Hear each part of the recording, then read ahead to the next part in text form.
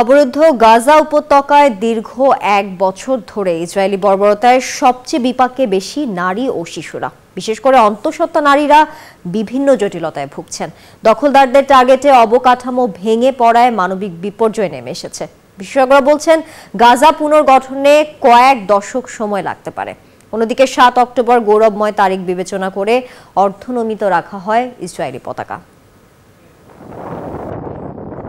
গাজায় ১ বছরেও কমছে না নিরীহ ফিলিস্তিনিদের উপর ইহুদিদের আগ্রাসন। হামলার সবচেয়ে বেশি বিপাকে নারী ও শিশুরা, বিশেষ করে অন্তঃসত্ত্বা নারীরা বিভিন্ন জটিলতায় ভুগছেন। চিকিৎসার অভাবে মানসিক স্বাস্থ্য বিষয়ক সমস্যায় ভুগছেন লাখো নারী। দখলদারদের আগ্রাসনে যেমন ধ্বংস হয়েছে বর্তমান প্রজন্ম, তেমনি ভবিষ্যৎ প্রজন্মও সম্মুখীন অপূরণীয় ক্ষতির।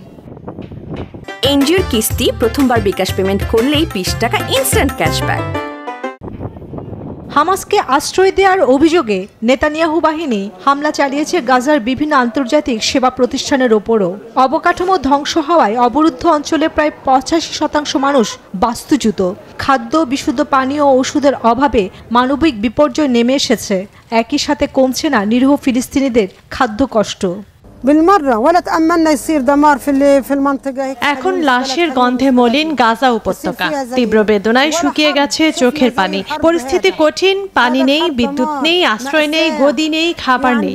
বাস্তবে দৃশ্যটি সমস্তটাই ধ্বংসের। কয়েক হাজার মানুষ বছরের পর বছর ধরে অকার্যকর তাঁবুতে বসবাস করতে পারে।